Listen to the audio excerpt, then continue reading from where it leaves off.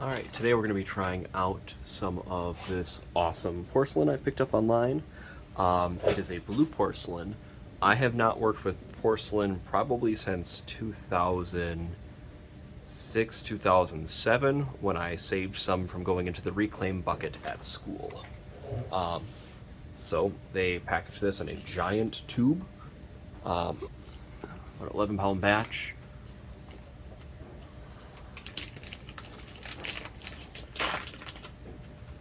Just gonna start with the disc. Cuts really smooth. What's really nice with porcelain is it usually has a very, as you can see, there's not a lot of grit or grog or anything like that. It's super, super plastic and smooth.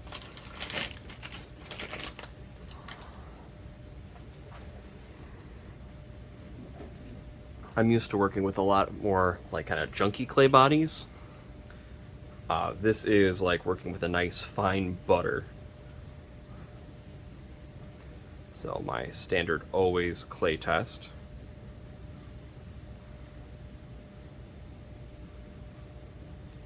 First, seeing how it handles building a slug.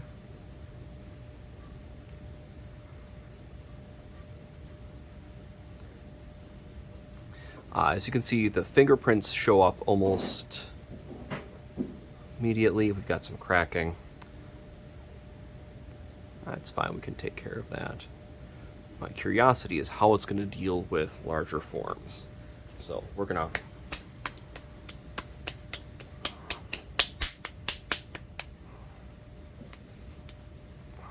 in a normal situation, I would be wedging this on a board. I don't have one down here. This is a pinch pot.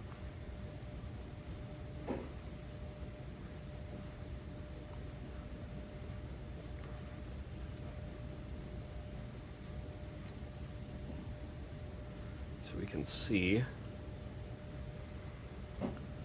does hold its shape rather well.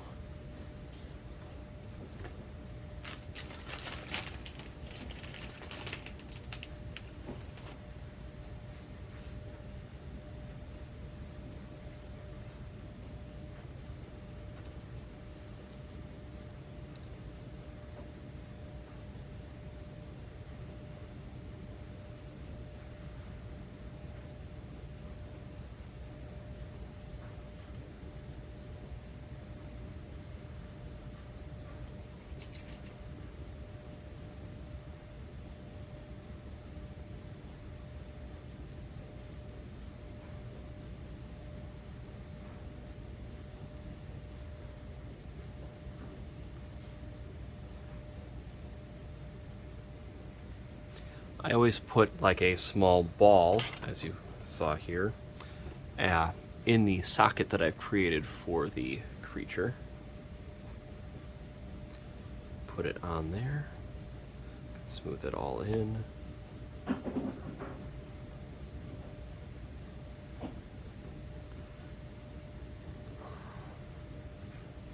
Over the years with sculpting, I've gotten a little bit more ambidextrous, but I still like doing the eyes right-handed. So we can sneak back in there. The benefit here is I can get into both halves. I can still lift it up, I can still take a look and see what's bending weirdly. Actually,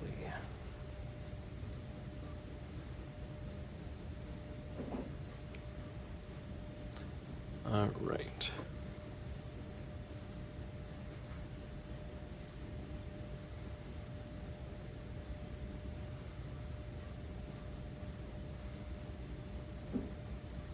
Give ourselves a crude little face just to start.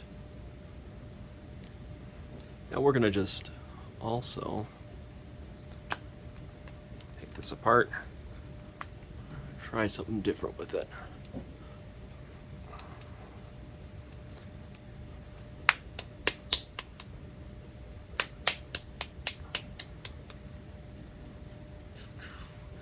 Whenever you're working with porcelain, because it's kind of such a pure clay, it helps to have tools that you don't have little bits of other clays already attached to. Most of my tools have years of buildup of terracotta, of kind of broken clay bodies that I make.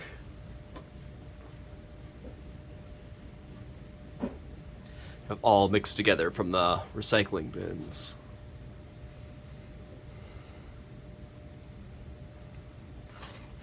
So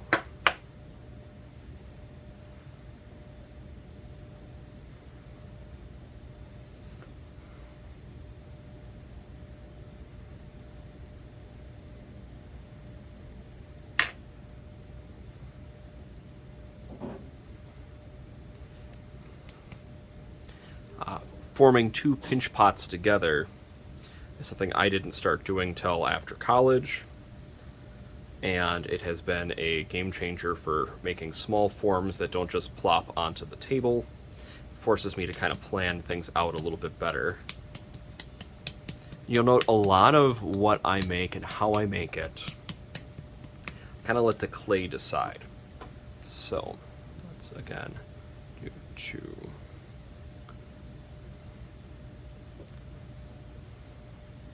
You see creases and things. A lot of times you want to slip and score this together. As you saw, I kind of did a very basic scoring with this tool here. Next time I film one of these, I'll have better tools out. And probably a better workspace. This is more just experimenting with new stuff I picked up this week that I'm too excited about. So, we'll put our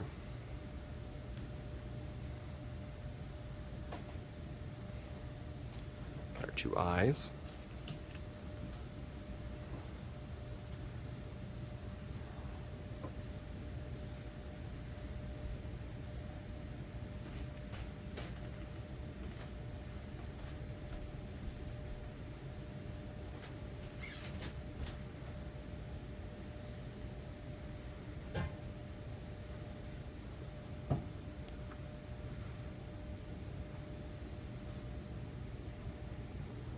Alright, we have our two eyes here. We're again going to do the smooth out the clay here.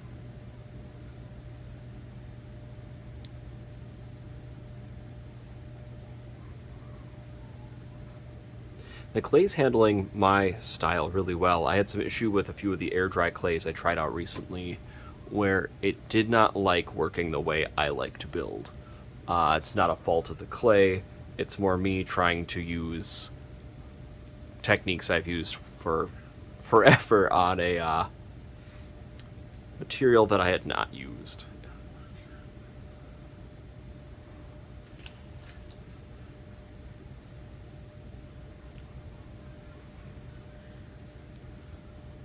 I think faintly in the background you can hear my son yelling at Zelda, which is adorable.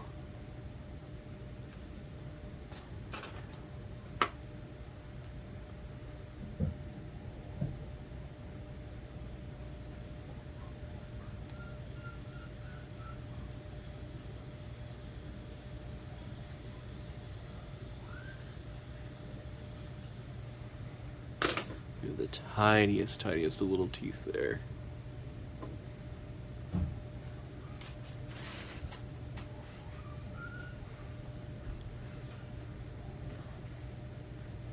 So there is air trapped in here, and that's kind of what allows me to shape it in all of these various different ways while still being super wet. Before I let this dry all the way, what I'll do is between some of the teeth or in the eye sockets, I will make a small hole to let a lot of that air out. But for building purposes, this is really nice to have just something that kind of fights against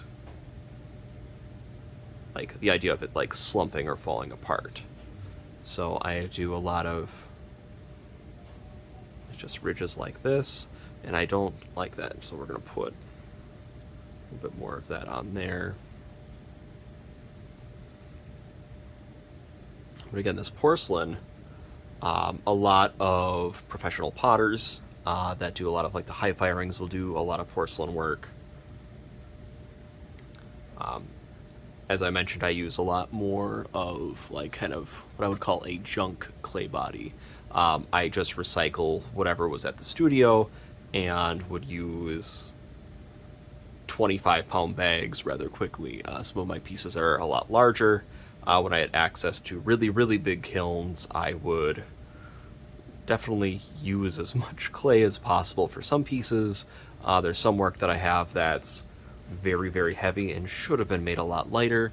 I've had a lot of stuff that I've been trying just to build things that were solid and then carve them out.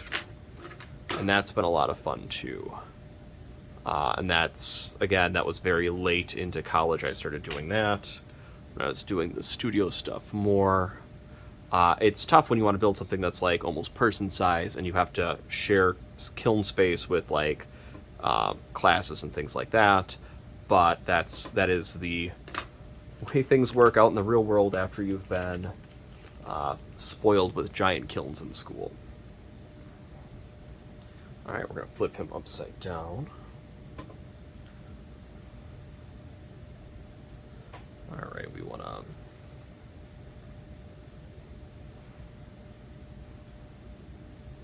There.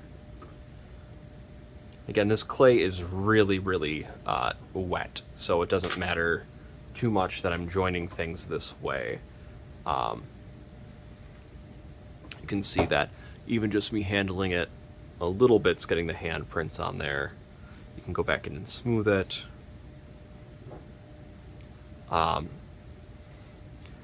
What just baffles me is if I do this on any of my other clays, I'd be pulling up bits of sand, rock, the grog, all the things that make a lot of the stoneware and earthenware bodies able to handle the temperatures that they can go to.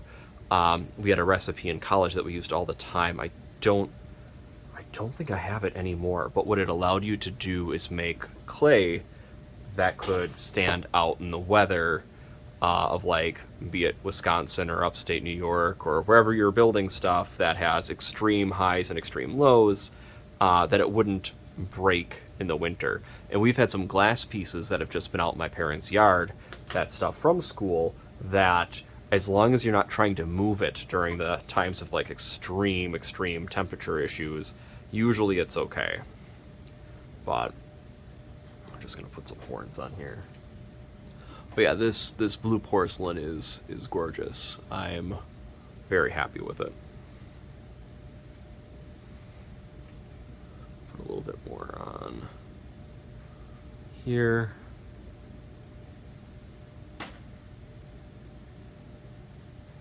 That's not big enough. Oh, I see what's happening.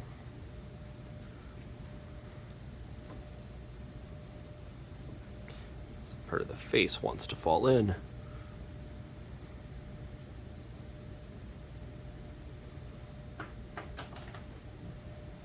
And to kind of combat that, I might let it set up a little bit, and then I can inflate it by blowing into the hole that I'll make. Again, that's I might just be smooching a ceramic piece, but it happens.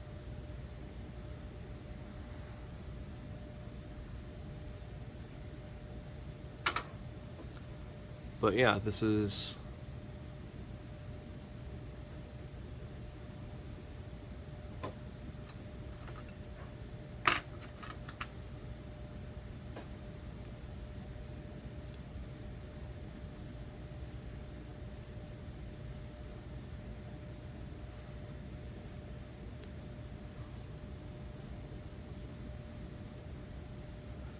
just again how some of these pieces come alive. What I can do, because he's not perfectly flat in any of his sides, I can take little pieces and support him, so he has like little feet in the bottom. And I can do it one of a few ways. I can do it so those are just temporary things that then after the firing I can snap off, almost like if you were doing a 3D printing kind of thing.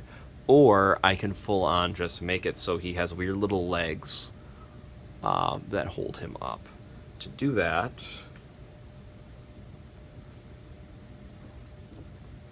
again, Having a good work surface is also super helpful. I think I got to get some canvas boards. I have them somewhere, but again, they are covered in old clay from 10 years ago.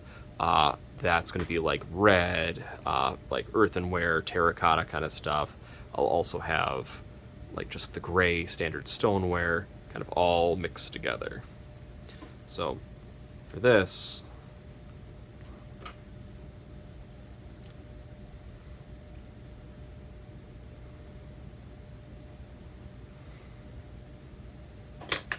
it's two. I put some indentations on here just to give myself kind of a starting point, but they're not like set in, well, they're not set in stone because A, this hasn't been fired, and I can always change my mind to move them elsewhere.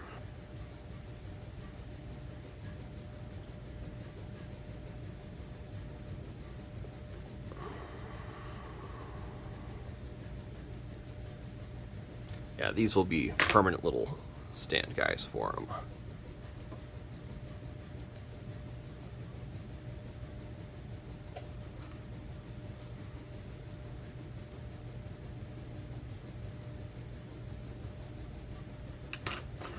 And a friend recently turned me to tea pets. It's something that I had never really seen before, and now, of course, they are on my mind constantly when I'm making little things like this, because it's not a piece that you'll have to glaze. It's just something that you bisque fire, and then the actual color comes from tea being poured over it over the years, which is kind of cool. But yeah, this is just a basic, cool little head guy. We will set him down and see how he does. My only fear is because these pieces don't have a lot of grog or grit. The actual form doesn't have anything like to resist it from slumping. I could do a, like again, make a thing that would be like concave that I could put them in to kind of keep the bottoms from forming flat. That at the moment seems like a lot of extra work. So he sets up. I just have honestly a tube of this I'm mangling from.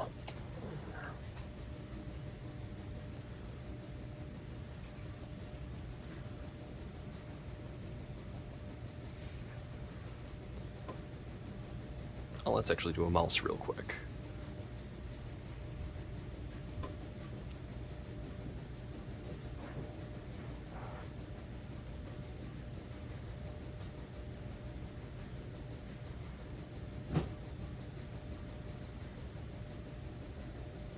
If I ever do these live, I can try to take recommendations or requests. There we go. But here we have a little approximation of a mouse. I made in college. I had a kind of a senior portrait that I made that was it was me, but only about like 1.5 feet tall, and I was surrounded by tiny ceramic mice. And part of that was the fact that even though here we were, like our senior years, graduating and getting our cool degrees and everything, because of the way the world works, even back in like 2007-ish, I still could end up as what my childhood ambition was to be, as a rat catcher. And of course, me being like 4 when I came up to that conclusion, I was under the impression you just caught rats and hung out with them, not that you'd have to dispose of them. So, but yeah, so my whole thing was, even though here I am getting this awesome degree, I might still end up as a rat catcher. But yeah, and if you make these in a certain way, like that one now can sit up on its own. I don't think I can make the seated figures until the clay sets up a little bit more, but we're going to try one.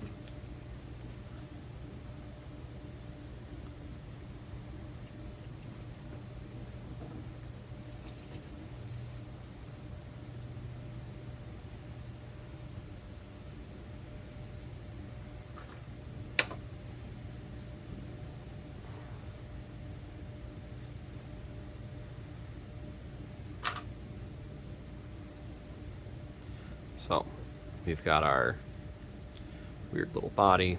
We've got our almost copyright looking feet here. The blue just is very reminiscent of a few characters that I can think of, mainly running around in. Look at those tiny feet. It just screams little tiny alien that loves Elvis music. Now I realize that actually could have referred to a couple of things, but alright. So, our little seating guy here. We've got... And as you can see, this clay is taking all the moisture from my hands. So that's why we're going to be getting a little bit more cracking on here too. Which isn't the worst. And a lot of times, gravity gets the better of my seating figures. I like how sometimes it plays with it. Other times it's just, oops, okay, now this piece has fallen over and I gotta fix him before he dries.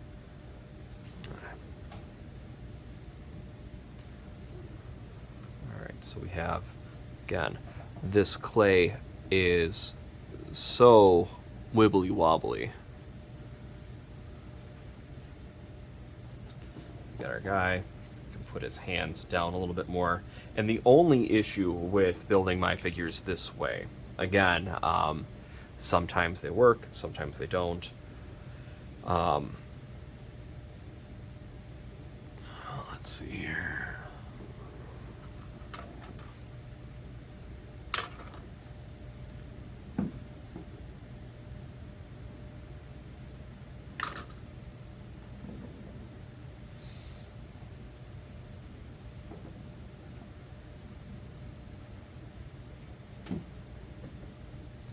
Because, again, there's not a lot of... Like, the molecules of porcelain work a lot differently than a lot of the other, like, stronger... I shouldn't say stronger. A lot of the more... a lot of the different clay bodies, where... Because all the molecules are going to be, like, a lot finer, that's why we see this kind of reacting differently.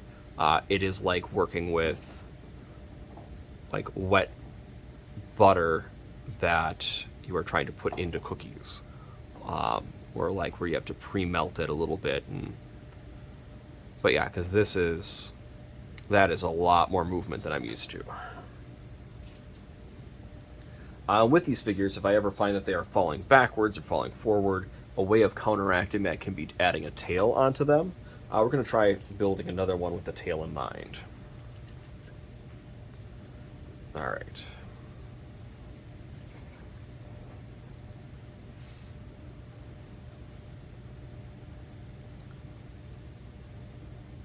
And as I film more of these little, like, vlog things, I feel I'll be able to get better at where is the camera? Where am I actually positioning my pieces here? Alright, so we're going to have a long tail. We have the torso.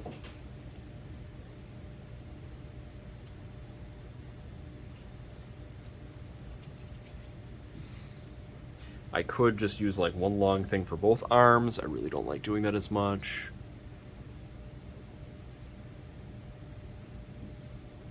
Oh yeah, I can tell here clay's getting a little tougher, which is awesome because it allows me to move it a little bit differently.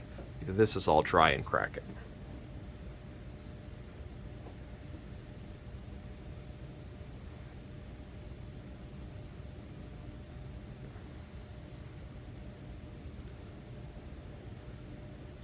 Got 2 arms, got 2 legs, we have our little tail. Now we need a head.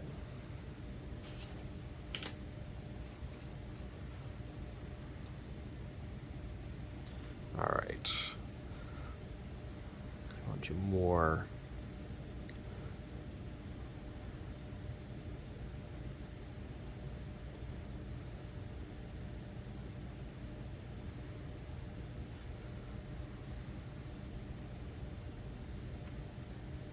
Because again, this is super fresh clay. I don't worry too much when attaching wet to wet like this.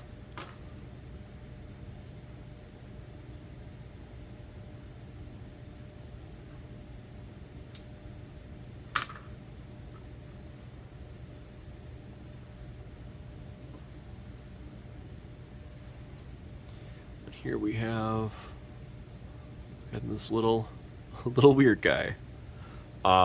With most of these clays, they'll take like a few hours to like get what is called leather hard. They're still pre-firing. You can still wet them down again and like recycle them if you don't like how they look.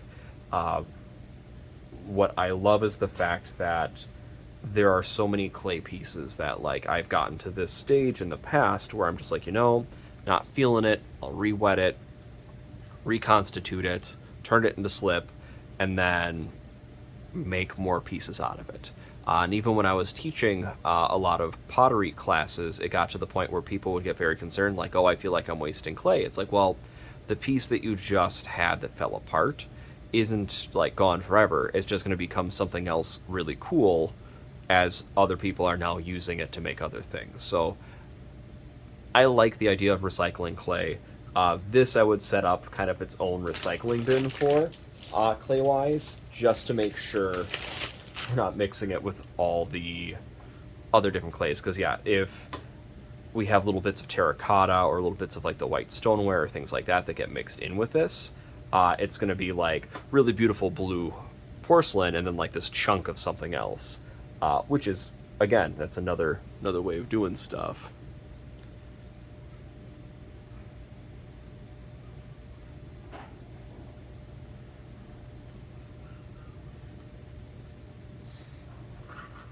All right.